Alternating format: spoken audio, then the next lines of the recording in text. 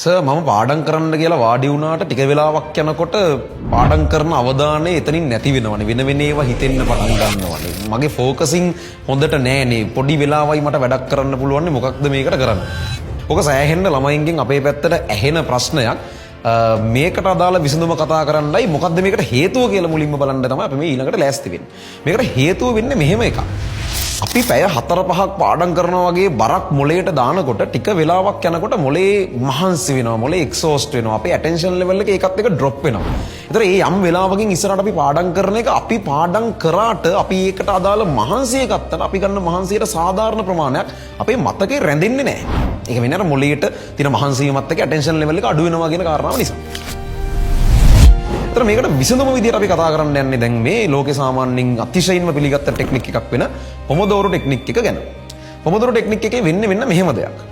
අපි අර ඉගෙන ගන්න මොකක් හරි පාඩම් කරන්න කියලා යනකොට අපි වෙනද වගේ පැය 4-5 වගේ වෙලාවල් දාගෙන මේක පාඩම් කරනවා කියලා හිතාගන්නේ නැතුව අපි හිතනවා හරි විනාඩි 25ක් මම පාඩම් කරනවා. හැබැයි ඒ කරන විනාඩි 25 අපිට දෙන්න පුළුවන් උපරිම ඇටෙන්ෂන් ලෙවල් එක අපි ඒකට දෙනවා. ෆෝන්, WhatsApp, YouTube මොකුත් නැහැ. අපිට දෙන්න පුළුවන් උපරිම ඇටෙන්ෂන් ලෙවල් එක යටතේ අපි ඒ කොටස බලනවා විනාඩි 25ක් හැබැයි. මේකට ටයිම් එකක් පාවිච්චි කරන්න පුළුවන්. පන්ති ළමයින්ට නම් අපි පොඩි වෙබ්සයිට් එකකුත් හදලා තියෙනවා මේ වැඩේ අවශ්‍ය නම් කරගෙන යන්න පහසු වෙන්න.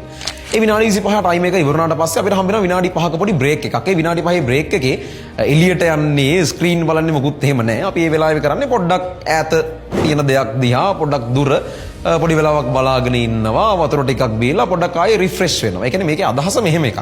අපි පොඩි ළඟක් තියෙන පොතක් හරි ස්ක්‍රීන් එකක් හරි දිහා ගොඩාක් වෙලා බලාගෙන ඉන්නකොට අපේ ඇහැට තියෙන මහන්සිය වැඩි.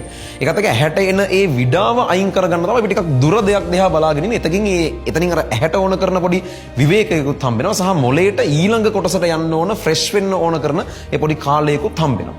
කොහමද මේ විනාඩි 5 බ්‍රේක් එක ඉවරනාට පස්සේ අපි යනවා ආපෞසරයක් විනාඩි 25ක් කලින් වගේම උපරිම අවධානයකින් අපි පාඩම් කරන වැඩේට යනවා.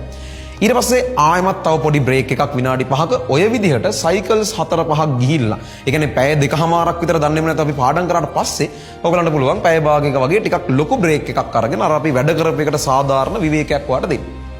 මේ පොමොදෝරෝ ටෙක්නික් එක පාවිච්චි කරන එකෙන් ඔයාලට වෙන ප්‍රධාන වාසි දෙකක් තියෙනවා. එකක් තමයි අපි පාඩම් කරන මුළු වෙලාව පුරාවට අපේ ඇටෙන්ෂන් ලෙවල් එක බොහොම උඩ මට්ටමක තියෙනවා. එහෙම නැත්නම් අපි අර එක දිගට පැය 4-5 පාඩම් කරනකොට පළවෙනි පැයෙන් එකමාරෙන් පස්සේ ඇත්තටම අපි පාඩම් කරන ඒවා හරියට ඔලුවට යන්නේ නැහැ. මොකද මොලේ එක්සෝස්ට් වෙලා මොලේට මහන්සි එයා ලෑස්ති නැහැ අපි දෙන වේගෙට දේවල් ඔලුවට දාගන්න. ඒතර අපිට ඕමනාව තිබුණා කියලා අපි නිකන් හින ධෛර්යයෙන් කියලා වැඩ කරා කියලා සමහරක් වෙලාවට ඒකට හරියන්න අපි මොලේ වැඩ කරලා නැහැ.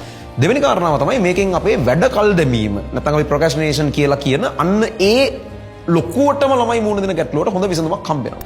ගොඩක් ළමයින්ට තියෙන ප්‍රශ්නයක් තමයි වැඩ කරන්න ඕන කියලා දන්නවා.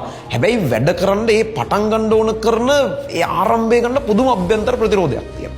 ඔන්න ඕක අපිට නතර කරගන්න පුළුවන් මේ කියන කතාව ඇතුලේ. මොකද මෙතනදී අපි ළමයෙකුට කියන්නේ පැය 4-5ක් පාඩම් කරන්න කියලා නෙමෙයිනේ. මෙතනදී ඔයාගේ මොලේට කියන්නේ විනාඩි 25ක් පාඩම් කරමු කියලා. ඒක මොලේට දැනෙන්නේ කරන්න පුළුවන් ලේසි වැඩක් විදියට.